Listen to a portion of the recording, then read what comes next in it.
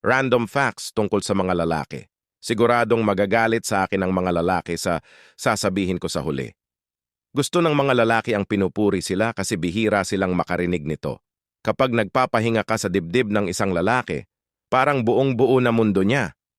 Kapag pinakilala ka ng lalaki sa kanyang magulang, ibig sabihin ay nasayo ang kanyang puso.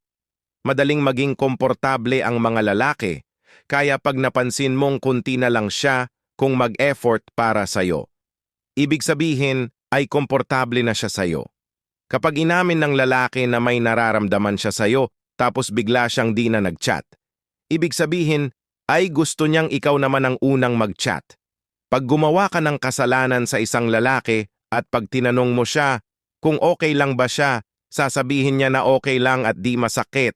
Pero ang totoo, masakit, pero kinakaya niya kasi mahal ka niya. Madaling magselos ang mga lalaki kasi ayaw nilang maging masaya ka sa ibang lalaki.